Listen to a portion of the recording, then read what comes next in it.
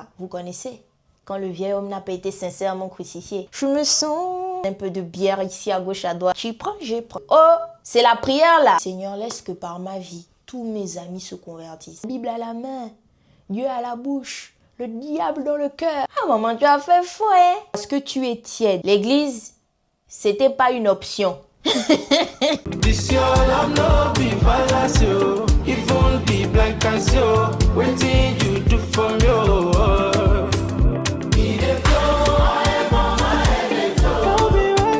Du coup, aujourd'hui, je vais vous parler de « C'était le temps de se consacrer ». Ah oui, oui, oui, ça, c'était vraiment le moment. En fait, c'était le moment M, le temps T, la minute M, la seconde S. C'était ça. L'heure H. C'était ça. Bon, moi, je vous ai déjà conseillé. Je vous ai dit qu'ici, il faut commencer à regarder la première story time pour bien comprendre jusqu'ici. Alors, je vais juste un peu revenir. Et action. Pour la petite histoire, mon grand-père, ce jour-là, quand mes parents m'ont maillé, il est venu me parler, on a discuté et il m'a dit non, j'ai quelque chose à te présenter et c'est Jésus. Je me dis bon, c'est ok, il n'y a pas de souci. Et puis bon. Donc voilà, je commence maintenant à aller à l'église. Après, j'allais déjà à l'église. Vous voyez, mais c'était pas... J'avais pas cette conviction personnelle où je n'avais pas du coup cette conscience ou cet abandon total, vous voyez. Je partais à l'église parce que c'était la chose commune de la famille, on allait à l'église, c'était... L'église, c'était pas une option. C'était pas du tout une option, on y allait, voilà. Donc par la suite, je vais à l'église, je commence à faire les cours de baptême, je passe par les eaux de baptême. Ah, ça c'est à préciser. Je passe par les eaux de baptême. J'intègre le département de la chorale du coup à Winners Chapel. Voilà, je commence. Mon grand-père qui fait les allers-retours là. Donc, tout ça c'est dans la première story time. Donc, voilà. Tout évolue tout doucement comme ça. Mais à ce moment-là, pour vous dire vrai, c'est sur le coup de tout ce qui s'est passé. On a découvert la petite vie que je menais. Ne vous inquiétez pas, je vais arriver avec cette story time. Je sais que vous avez besoin de savoir ce qui s'était passé quand mes parents m'avaient maillé. Mais, mailler veut dire attraper. Voilà. Mais, pour le moment, on va d'abord aller comme ça et après on va revenir dessus. Donc, à ce moment-là, je ne dirais pas que ça a été quelque chose de forcé. Ça n'a pas été du forceps. Toutefois, ça n'a pas été quelque chose qui est parti de moi-même, vous voyez. C'est-à-dire que tu t'es posé, tu as fait une introspection et puis tu t'es dit, à cette heure-ci de ma vie-là, il faut que j'aligne ma vie avec Jésus. Vous voyez, ça n'a pas été comme ça, il y avait énormément d'événements qui s'étaient passés et voilà, dans la foulée de tout ça, c'est ça qui est là. Donc, moi, je pars à l'église, je continue, mais vous connaissez, quand le vieil homme n'a pas été sincèrement crucifié, les dégâts peuvent être vraiment à une proportion vraiment compliquée. Alors ici, je vais ouvrir une petite parenthèse. C'est pour cela que je crois que lorsque on accepte Jésus, on donne notre vie à Jésus, Jésus nous donne sa vie, je pense que c'est mieux dit comme ça, c'est important de veiller à notre environnement. Parce que si tu es dans un environnement qui n'est pas aligné à toi, ce que tu as envie de vivre, ou la vie maintenant que Jésus impose que tu vives, ça va être très compliqué et tout de suite, tu vas très vite retomber dans les mêmes travers. Et ça, c'est une chose que je n'avais pas compris. Je n'avais pas eu à veiller sur mon environnement naturellement. Et il faut savoir que ma maman, elle n'est pas chrétienne, donc c'était pas l'église tous les dimanches. En tout cas, à la fréquence où je pouvais être frottée à l'environnement, je ne l'étais plus parce que mes grands-parents habitaient de l'autre côté. Moi, on était vraiment à des opposés. Ce qui fait qu'après un moment donné, ça devenait aussi lourd, la vérité, pour mon grand-père de... Voilà. Et entre le taxi, l'environnement aussi, oui, l'église, truc. Vous voyez, donc c'était vraiment compliqué. Ça devenait assez compliqué. Donc après, il y a eu comme du détachement. Et ce qui a fait que je suis retombée dans les mêmes travers. J'avais recommencé un peu. Vous voyez la vie de... Vous connaissez. Je ne vous donne pas trop de détails ici parce que sinon... L'autre story time là-bas, il est fait comment? Il est fait comment là-bas? C'est ça, quoi ici, je sentais de... Hein? Vous-même, faut voir. Hein? Bref, voilà comment les choses sont parties. Et dans la même foulée, après, on a dû partir de là où on vivait et je me suis enfin installée avec ma maman et mes petits frères. Et là, la vie n'était plus forcément la même parce que j'avais comme un peu cet attachement. Mais vous voyez, c'est comme si c'est fuis-moi, je te suis. Vous voyez, non, c'était un peu comme ça.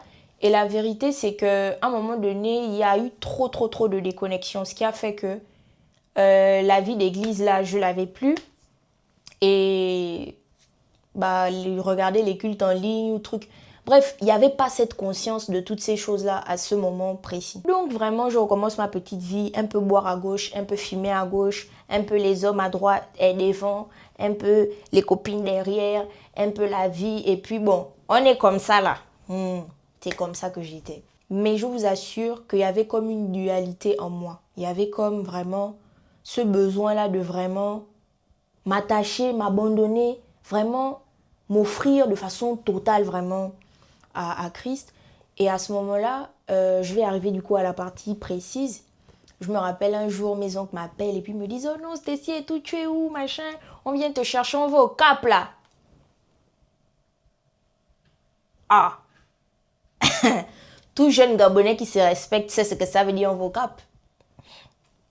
Après, bon, il y a eu beaucoup de trucs. On s'est dit, bon, le Cap est loin. Il y avait aussi mes petits frères qui étaient à la maison. C'est moi qui les gardais. C'était un peu compliqué.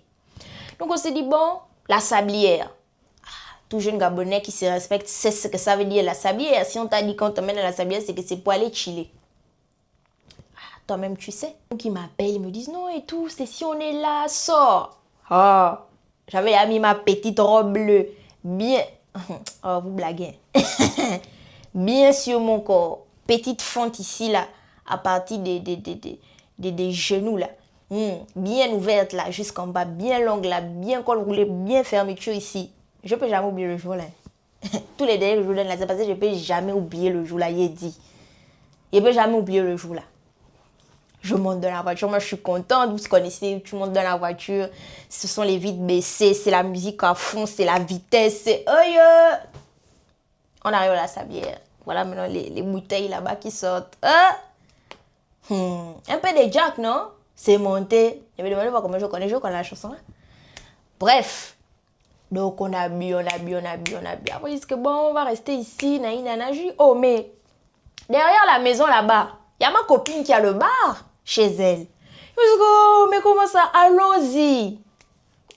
On arrive là-bas, mais vous voyez, il y a toujours, comme je vous disais, il y avait cette dualité en moi. Est-ce que vraiment je dois continuer à faire ce genre de choses? Est-ce que ceci, est-ce que cela? Mais dans le mouvement, non, c'était zo. En tout cas, à l'époque là, c'était zo. On est parti, on arrive chez ma copine. Bon, toujours, elle nous met bien là. On commence à prendre un peu de bière ici, à gauche, à droite. Et pour la petite histoire, il faut savoir que pendant ma dualité là, il y a eu une période où j'avais commencé à me sentir très mal. Je ressentais un vide en moi que je ne savais expliquer. Et pourtant, il y avait des gens autour de moi. Et je me rappelle même qu'à cette période-là, j'étais en couple. Mon petit chéri, là, il était sympathique, mais vraiment, en fait, j'avais l'impression que les gens... En fait, il y a les gens autour de toi, non? Mais tu as l'impression que tu es seul. Vous expliquez ça comment? C'est un phénomène quand même compliqué, hein? Ça passe. Et dans cette période-là, j'avais fait une prière et j'avais dit à Dieu, Seigneur, tu connais mon cœur. Je veux réellement m'attacher à toi. Je veux réellement vraiment vivre une vie correcte, quoi. Cette vie-là ne me correspond plus. Seule comme ça, dans ma chambre. Cette vie-là ne me correspond plus, Seigneur. Moi, j'étais déjà acceptée. Je suis en train de flirter avec beaucoup de choses, etc. Je priais là, le jour-là, dans ma chambre. Et j'ai dit à Dieu que, Seigneur, le jour encore où moi, je mets l'alcool dans ma bouche, où moi, je mets une cigarette dans ma bouche, Seigneur, que je vomisse jusqu'à ce que je ne sente plus. Stécie. Jusqu'à ce que je ne sente plus.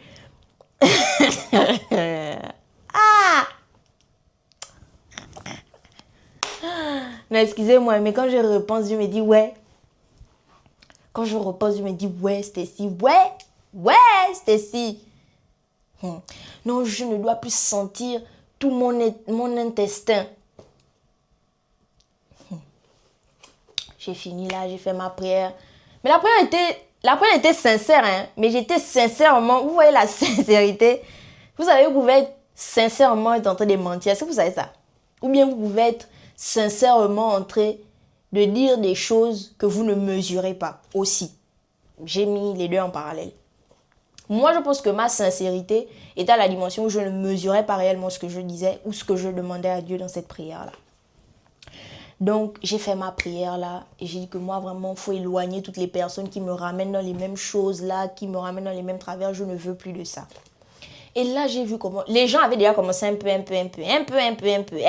à s'éloigner. J'ai dit, aïe, j'avais oublié la prière. Maintenant, je me rappelle de la prière le jour où on est au bar là.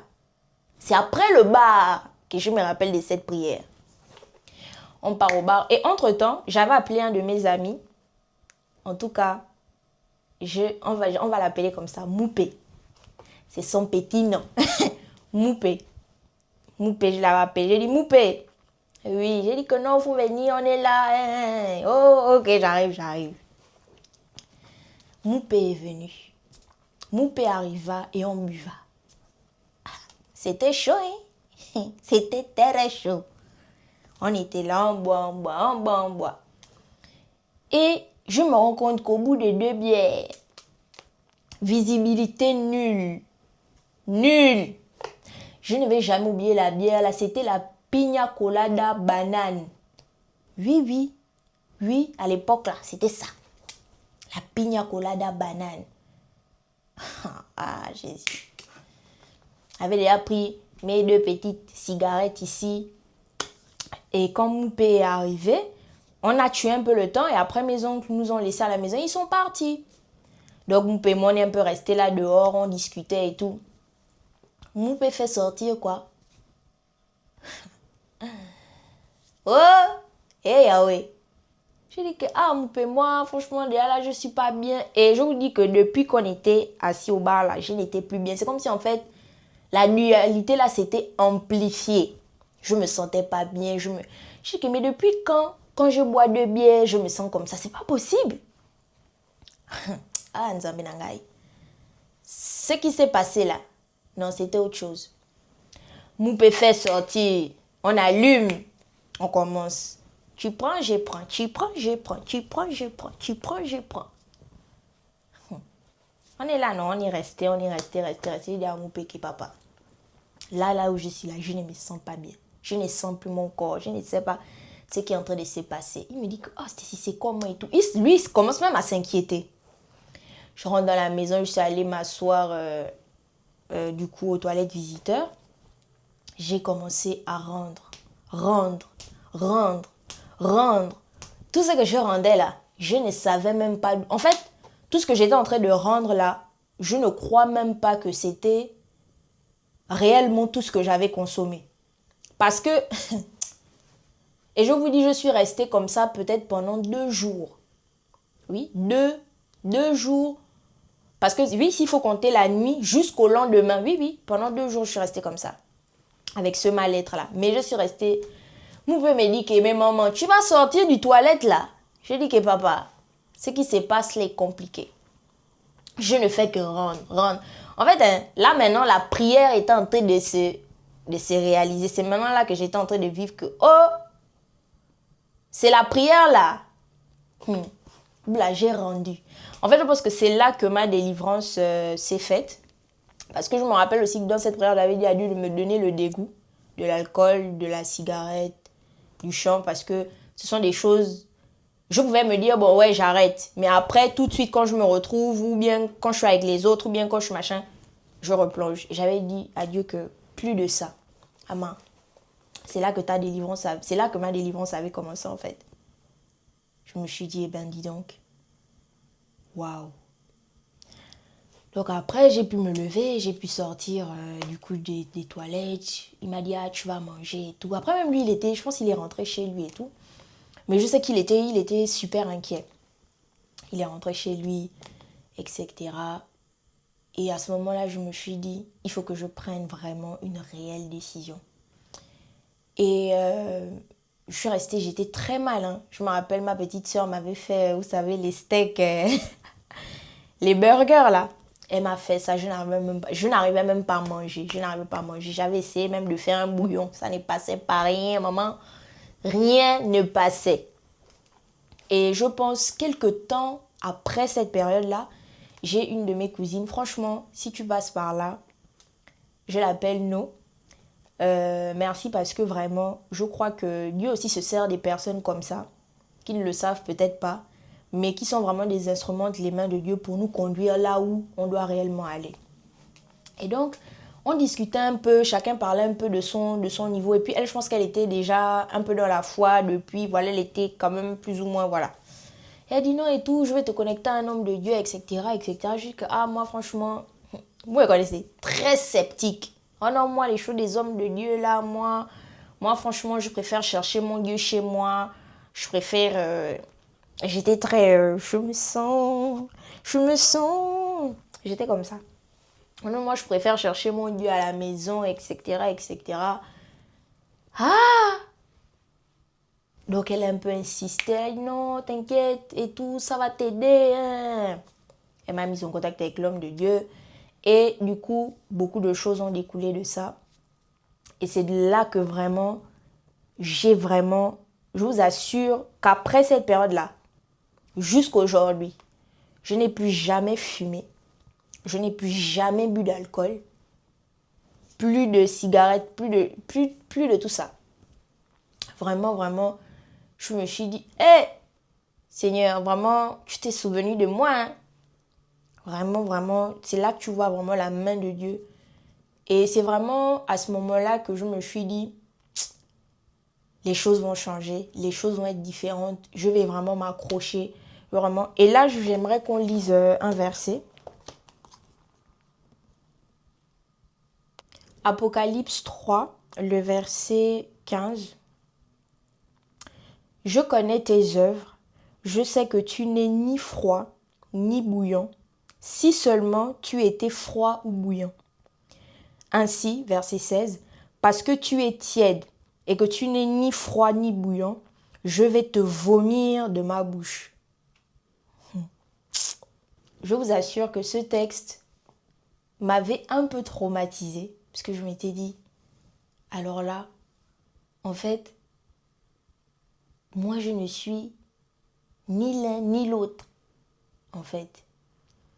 Et c'est là que ça m'a percuté, je me suis dit, les choses doivent être différentes. Je dois être une femme différente.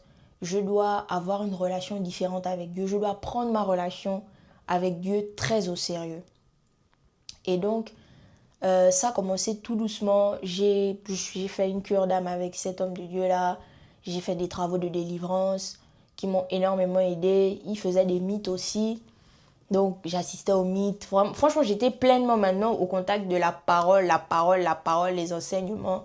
Et c'était vraiment, vraiment édifiant. C'était vraiment ce qu'il me fallait à cette saison précise-là. Et par la suite, il m'avait dit non, il faut que tu aies une église locale. Parce qu'en gros, lui, il n'avait pas d'église. Il faisait juste des entretiens. Il accompagnait plus ou moins des personnes. Il réunissait des personnes dans un groupe WhatsApp. Et on se retrouvait aussi sur le mythe. Donc, franchement, par la suite, tout s'est fait comme ça. Et j'avais dit à Dieu, Seigneur, parce que moi, j'ai pu au moins aujourd'hui maintenant t'accepter de façon sincère et réelle.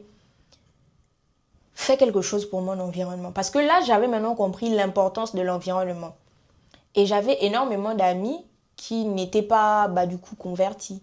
Et j'ai dit, Seigneur, laisse que par ma vie, tous mes amis se convertissent.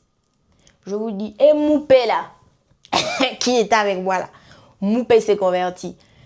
Je n'ai pas cité les noms, mais tous ceux qui étaient en tout cas autour de moi, même mes cousins, mes cousines, tout le monde s'est converti.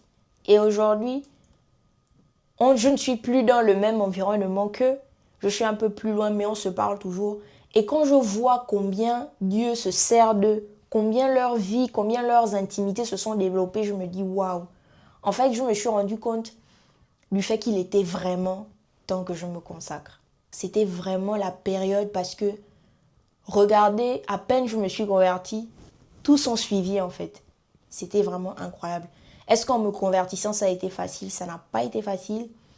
Je me rappelle, oh Seigneur, une fois ma mère m'a dit, oui, la Bible à la main, Dieu à la bouche, le diable dans le cœur. Ah!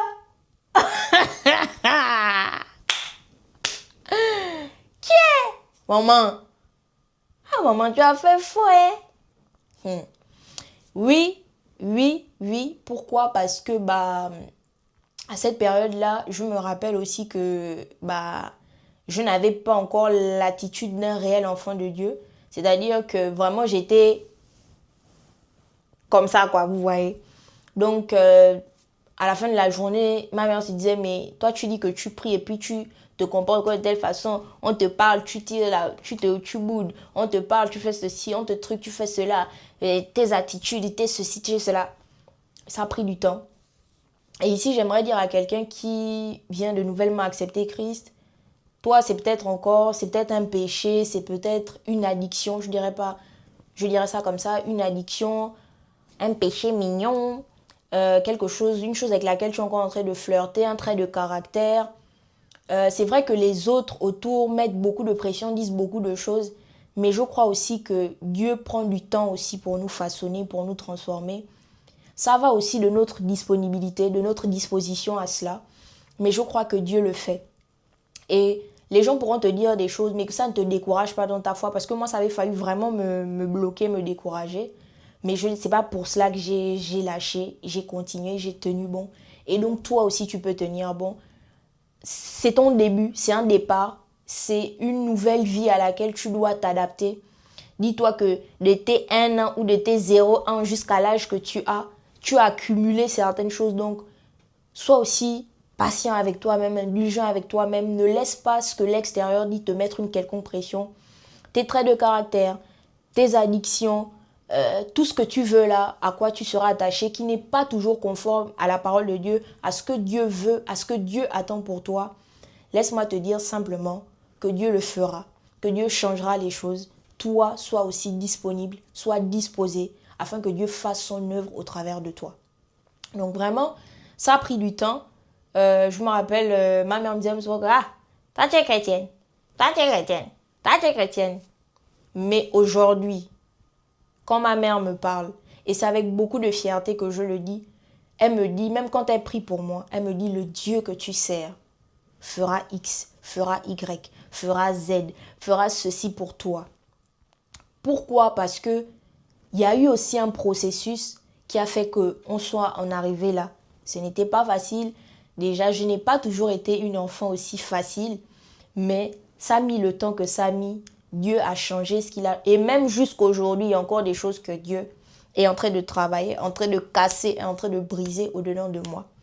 Donc, si tu sens aussi que c'est ton temps, que c'est ton moment de te consacrer, que c'est ton moment afin que les choses changent, c'est ton moment afin que les choses soient différentes, ne résiste pas, ne lutte pas. Toi, fais ton pas. La parole de Dieu déclare que Dieu se laisse trouver par ceux qui le cherchent. Si tu le cherches, tu le trouveras, et ce certainement. Et donc voilà, c'est un peu ça. Je savais que c'était le moment pour moi. Et les choses aussi se sont faites avec le temps, avec beaucoup de temps. J'ai commencé à servir aussi dans une église locale. Ça s'est très bien passé, je pense pendant 2 ans avant que j'ai mon baccalauréat, du coup 2 ans et demi. 2 ans et demi disons, avant que j'ai mon baccalauréat et que je parte. Donc j'ai vraiment servi de façon très constante à cette église-là. Les enseignements m'ont aidé. Est-ce que c'est tout qui s'est arrêté d'un coup? Non, il y a des choses que j'ai continué à trimballer aussi. Mais jusqu'aujourd'hui, comme je dis, Dieu est en train de faire son œuvre. On n'est pas encore arrivé. Mais d'hier à aujourd'hui, quand on se regarde, on se dit, hé, Seigneur, vraiment, pour nous là, tu as fait. En tout cas, je ne suis pas parfaite. J'ai encore mes tares, j'ai encore des choses. Mais je n'ai jamais laissé ça être un obstacle à ce que je puisse m'accrocher, que je puisse tenir bon dans ma foi. Est-ce que ça a été facile? Pas du tout. Est-ce que je n'ai pas été exposée à beaucoup de choses que j'avais déjà laissées? Bien sûr que si. Mais j'ai tenu bon. Ça, c'est toujours une chose que j'ai à l'esprit de me dire. Moi, quand j'ai pris ma décision vraiment de consacrer ma vie, personne ne m'avait parlé. personne ne m'avait d'abord évangélisé. Vous voyez? C'est vrai que mon grand-père avait parlé, j'étais allée à l'église, mais en cette période précise-là, j'étais seule. C'était une décision personnelle. Et après ce soir-là, j'ai dit à Dieu, j'arrête de lutter, j'arrête de me battre, j'arrête de vouloir truc. Juste, dispose pour moi les choses et je veux vraiment, vraiment m'aligner. Et Dieu a disposé les choses. Et jusqu'à aujourd'hui, vraiment, je vous avoue, je suis très fière de moi. Je suis très fière de la femme que je vois face à moi. Est-ce que je suis meilleure? Est-ce que je suis truc? Pas du tout. Donc, être assise ici, ce n'est pas le siège d'une personne parfaite, une personne qui a truc, mais une personne qui a été certainement exposée à ce à quoi tu as été exposé.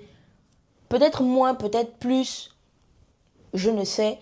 Mais aujourd'hui, ça peut peut-être t'aider à te dire, tu peux tenir bon. Tu peux t'affermir, tu peux être une personne correcte, alignée avec ce que Dieu veut, par rapport à là où tu vas, par rapport à ce qu'il veut faire avec toi, c'est possible. Peu importe les choses qui étaient attachées à toi, peu importe les choses avec lesquelles tu flirtais là, ça peut s'arrêter, ça peut changer. Donc, ne te mets aucune limite, ne te mets aucune barrière. Et moi, je crois que ce Dieu-là qui l'a fait pour moi, parce que de là où moi j'étais, je pense que moi, je suis vraiment la personne que Dieu est venu ramasser. Dieu ne m'a pas trouvé, j'étais dans une posture de ouais, je suis la petite sainte ni touche. J'étais au bar. Donc après le bar, c'est là que tout s'est fait. Donc c'était pas dans un contexte ou des conditions qui pouvaient légitimer certaines choses, vous voyez. Franchement, aujourd'hui, c'est nous les hommes qui avons des critères pour valider quelqu'un. Tu veux que la personne soit X, Y, Z. Moi, je ne sais même pas ce que j'avais. Si ce n'est pas seulement ce qu'il avait mis en moi depuis, mais vraiment, juste pour vous dire que, comme ça, là, de visu, par moments, je me dis, Seigneur, vraiment, c'est parce que c'est toi qui m'as fait, toi. Parce que moi-même, je ne serais pas venue me ramasser là où j'étais là-bas. Je ne sais même pas si, je ne sais même pas si je me serais soulevée d'abord. Mais vraiment, ça, c'est vraiment aussi une dimension de l'amour de Dieu. Dieu ne sait pas regarder, ah oui, tu es truc, tu es ceci. Il n'a pas besoin de ça. Ton cœur là, il est disposé. Ton cœur là, il est disponible pour lui. Même souvent les gens qui n'avaient pas les cœurs disposés et disponibles, Dieu est allé les ramasser. Bon, vous voyez donc, il n'y a pas de qualificatif qu'il faudrait attribuer spécifiquement à quelqu'un. Mais vraiment, je crois que si tu sens que c'est ton temps, c'est ta période, vraiment, mets-toi juste dans un environnement qui va pouvoir accompagner cela, qui va pouvoir te pousser, qui va pouvoir t'emmener vraiment à découvrir qui est Dieu, à te découvrir toi aussi au travers des yeux de Dieu. Et c'est le plus important. À toi qui vas regarder cette vidéo jusqu'ici, franchement, c'est pas pour mettre la corde au cou à quelqu'un ou quoi que ce soit. Chacun est libre de faire ce qu'il veut, comme il sent, comme il veut. Mais juste qu'il faut savoir que le souffle de vie que tu as là, tu ne payes pas quelqu'un pour ça. Tu ne payes pas facture pour ça. Il faut juste que ta conscience s'éveille un peu. La vie que tu as, les opportunités que tu as, ne pense pas que ce sont des choses qui sont... C'est tombé quoi, vous. Non, il y a encore un Dieu dans le ciel qui contrôle toutes choses. Donc, c'est vraiment comment tu sens. Si ce témoignage peut te permettre, toi, peut-être qui est dans une période de down, à te relever, je t'encourage, relève-toi. Tu as beaucoup à gagner en te relevant. Toi qui n'as pas encore accepté Christ, si tu sens dans ton cœur, tu sens que c'est le moment pour toi, tu peux faire cette prière-là à Dieu de ton cœur avec tes propres mots. Et simplement, votre relation va pouvoir se redéfinir. Tu vas te mettre dans un environnement, tu vas t'entourer des personnes qui pourront te porter, t'accompagner dans cette démarche-là. Pour toi qui es sceptique, ne t'inquiète pas, nous tous on a été sceptiques. Moi-même j'ai été très sceptique. Et ça pour te dire, une enfant qui a grandi dans l'église. Mais avec le temps, il y a beaucoup de choses qui ont été à ma portée. Il y a beaucoup de lumière que j'ai pu saisir. Et aujourd'hui, je suis où je suis. Ce que je suis là, je le dis toujours, moi, ma vie, c'est la grâce de Dieu. Et s'il y a une chose à ce stade de ma vie dont je ne peux douter, c'est l'amour de Dieu à mon égard. Parce que Dieu m'a tellement aimé qu'il a fait, qu'il a disposé énormément de choses pour moi. Et j'en suis tellement reconnaissante. C'est aussi pour moi une façon de bénir Dieu, d'être reconnaissante envers Dieu pour tout ce qu'il a fait dans ma vie. Je suis passée par énormément de choses. Ça n'a pas toujours été facile, mais j'ai vu que même dans mes choses compliquées là, j'ai toujours vu l'amour de Dieu, j'ai toujours vu la fidélité de Dieu, j'ai toujours vu la main de Dieu, j'ai toujours vu la miséricorde de Dieu à l'égard de ma personne. Et ça, c'est pas parce que je le mérite, voilà, non, mais c'est vraiment la grâce, la pure grâce et le pur amour de Dieu en tout cas. Merci d'avoir regardé cette story time. On se retrouve très vite. Je vous aime. Que Dieu vous garde. Bye.